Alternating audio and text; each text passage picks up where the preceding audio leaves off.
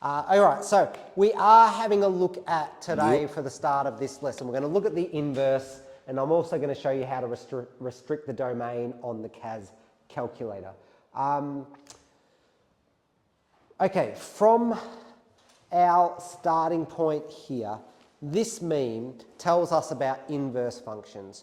What do you get from this meme? What do you think this means in terms of inverse functions? Toby, big voice so the microphone picks you up. Inverse functions are backwards to normal functions. They're backwards. In what way are they backwards? Tell me more. Or somebody else tell me more.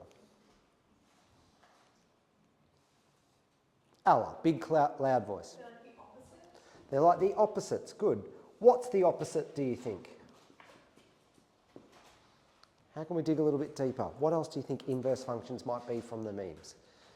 Taj? Like the graphs of fractions. Graphs of fractions. Tell me more. To the power of a fraction. Not sure what you mean. I'm going to put it over here. Too smart.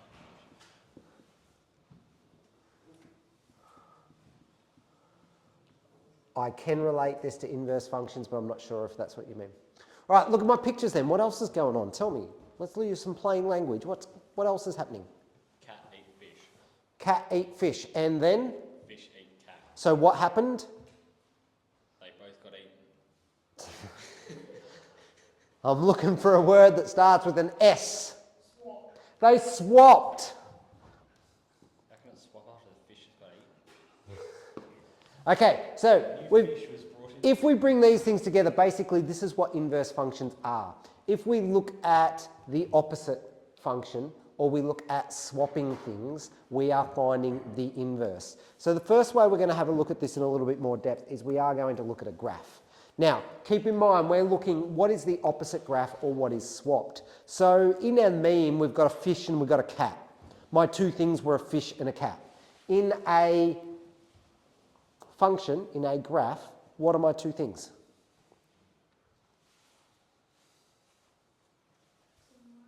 X and Y. Good. So we've got two variables, X and Y. So if I'm going to find the inverse function, I have to swap X and Y. So let's think about what that might actually look like then.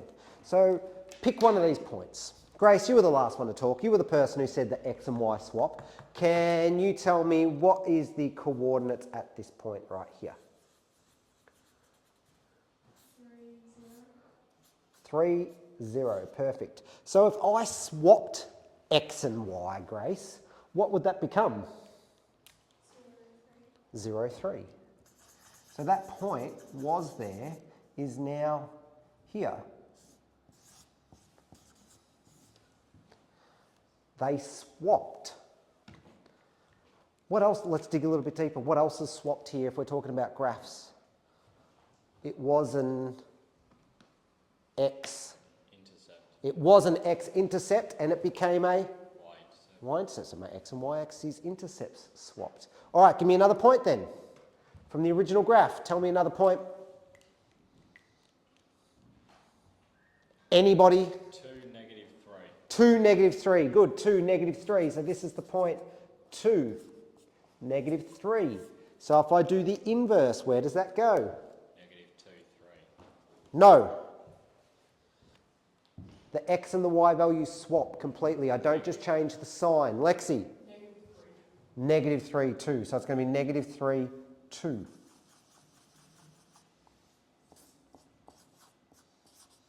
So I don't just swap the sign. Good, I'm glad you made that mistake because we had an opportunity to learn something.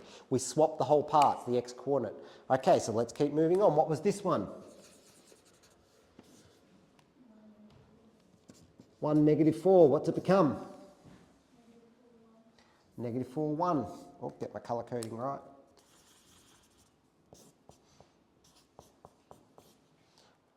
What's this one? 0, negative 3. What's it become? Negative 3, 0. It was a y-axis intercept. It became a x-axis intercept. What was this one?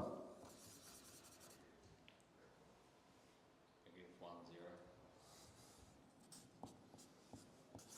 What's it become?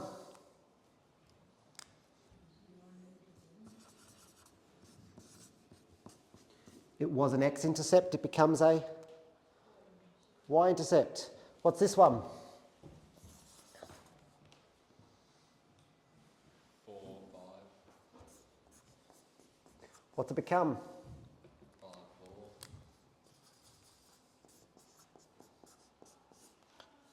What's this one?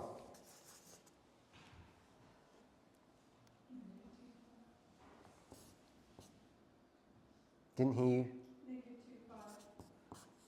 What's it become?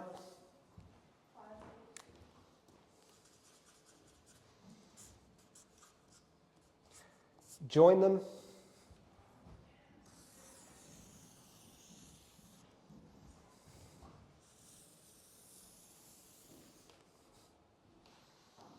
We get our inverse. Okay, so what actually happened here? The x and y coordinates swapped. What else swapped? X and y intercepts swapped. Now think about last lesson. We did a little mini lesson on something yesterday. What else would have also swapped here? Lexi? The domain and range have also swapped. So the domain is linked to the x values and the range is linked to the y values. So of course these swap as well. For my original function, the x values would go from negative infinity all the way through to infinity. There's no limitations on the x values. And the range, the y values, go from negative 4 to infinity. For my inverse graph, the domain now goes from negative 4 to infinity, and the range goes from negative infinity to infinity. So that's swapped. Visually, sometimes this can be hard to see, but if I draw a line that goes straight through 1, 1, 2, 2, 3, 3, 4, 4, 5, 5, 0, 0, negative 1, negative 1, negative 2, negative 2, negative 3. What's this line?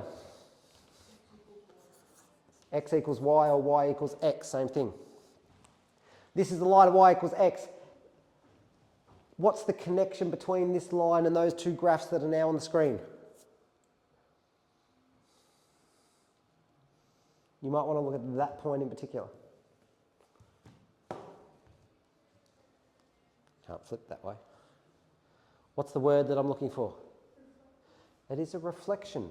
When I have inverse functions, they are a reflection across the line y equals x. They are a mirror image across the line y equals x. Now back in year 8, we did a little bit about rotations with rotating 90 degrees. There's also a rotation going on here. Rotations of 90 degrees, you swap your x and your y values and stuff like that. So there's a connection there also. So inverse functions are a reflection across the line y equals x. The x and the y values swap. The x and the y intercepts swap. The domain and the range swap. One problem though, I'm using the word inverse function. Does anyone remember last lesson, or it might have been the lesson before, I spoke specifically about what a function was. And there was a way we test if something's a function. How do I test if something's a function?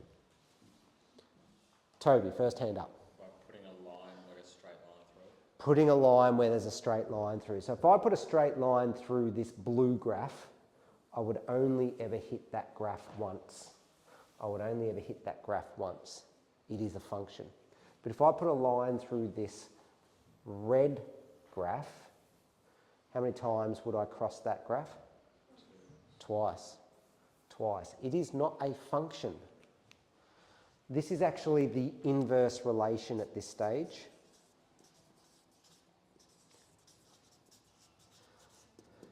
And how could I change the blue graph so that my result was only an inverse function. It didn't have two crosses. Any thoughts?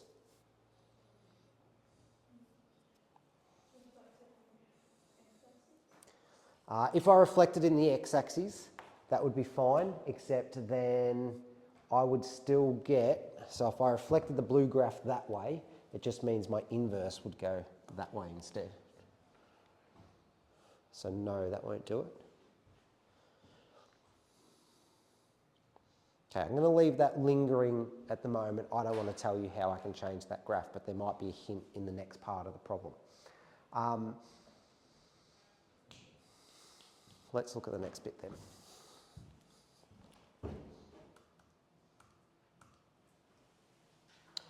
Okay. So the next part, I've shown you how we do the inverse.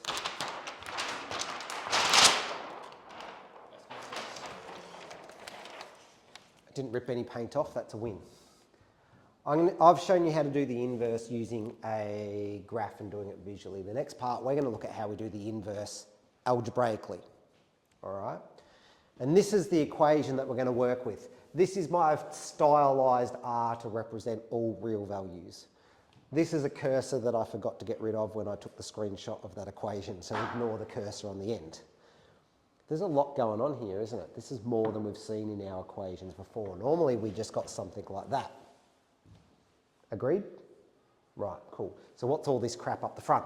What's all this stuff up the front? I'm being recorded, I shouldn't say crap. This is how we fully define a function. This is like getting a little bit fancy with all of the extra detail.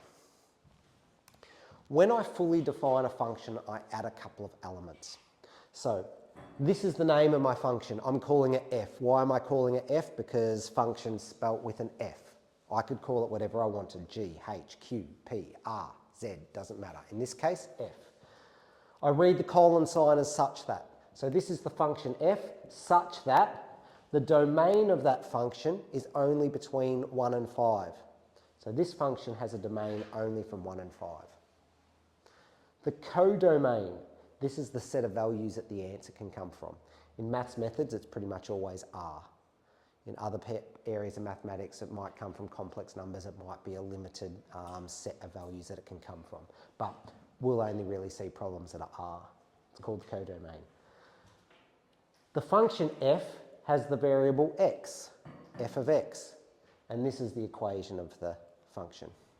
So in our problem, when we're asked to find the inverse of this, it's saying find the inverse of f. The domain of the function I'm going to use is 4 to infinity. My answers can come from all real values. F is the function, the variable is x, and the equation that I have for my function is this. All right, so let's actually work on finding the inverse. How do I do it?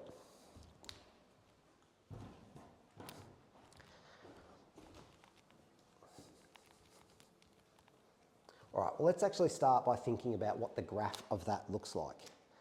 Let's look at the equation. What type of equation is it? It's quadratic. Okay, tell me more about that quadratic. What's the form of the equation? Turning point form, beautiful. So because it's in turning point form, what's this tell me about the vertex or the turning point?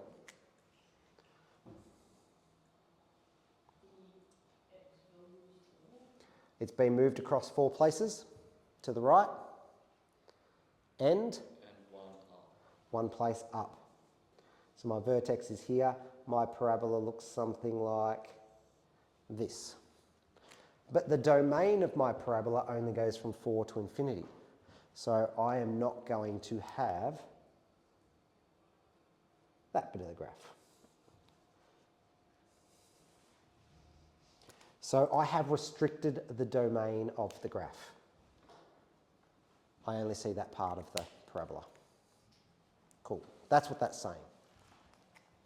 So sketching the inverse, how do I find it algebraically?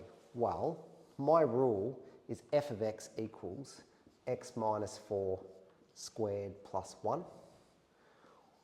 We know that the f of x represents the y value on the graph. So we can say that, they're the same thing. What happens when I find the inverse? The x and the y values swap. So let's swap the x value and the y value. But when do we write equations like this? We don't. So now what we're going to do is we're going to rearrange to get y by itself. So I transpose my equation to get y back by itself. The opposite of plus 1? Minus 1. The opposite of squared? Now remember, I can get a plus or a minus when I undo square roots. The opposite of minus 4, I just told you the answer, is plus 4. Now that bit's under the square root sign, then we've got a plus 4 equals y. All right, so this is the equation, except we're kind of stuck here. We've got two equations. We've got a plus square root, and we've got a minus square root. So let's do a little bit more investigating. Let's be a little bit inquisitive.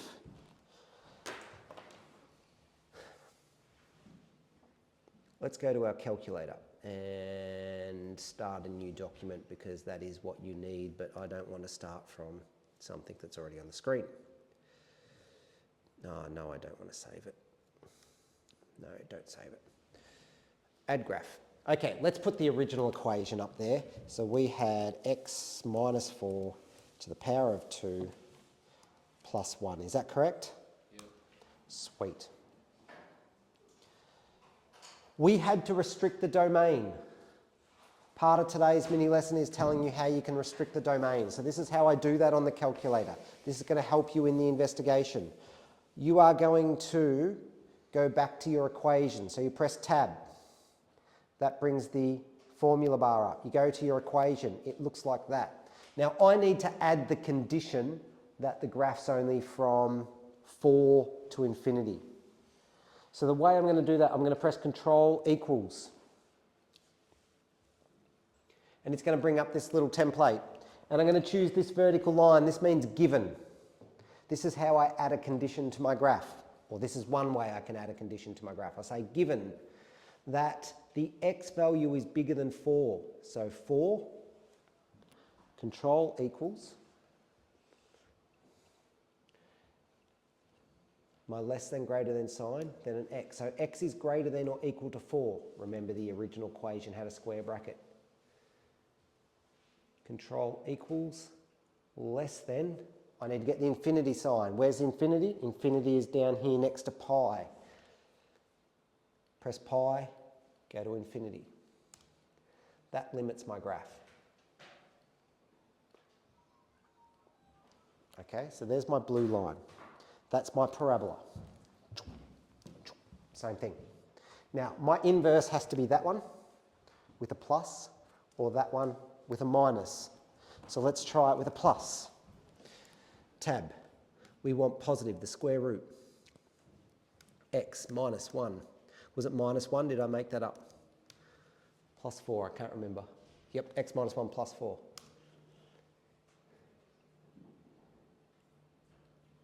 Do you think they look like the inverse of each other? Do you think that's one graph reflected? Yeah. This might help. I'll put the line y equals x on there. Do you think that looks like a mirror image across that line y equals x? Yes. All right. Let's, by comparison, let's say, okay, I didn't have that one. Let's use the negative version instead. I put the minus sign in. Do you think that looks like a reflection? No. So of my two options, by a little bit of investigating, I can see, well, the negative one does not look like a reflection. It looks completely different. The positive one did look like the inverse. It was the reflection. Therefore, my inverse function, which I notate with a little negative 1, doesn't mean to the power of negative 1. This is just notation. Is equal to positive the square root of x minus 1 plus 4. Do I need to write that plus sign? No, I do not. Okay. And if I want to be fancy and do the fully defined function thing, I can say, okay, this is the inverse function f to the minus 1, such that the domain goes from, let's get the correct graph back up here.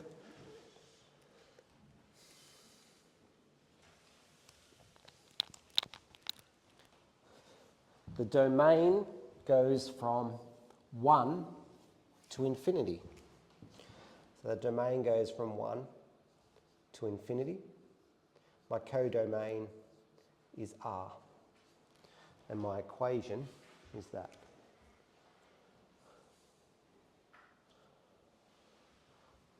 Okay.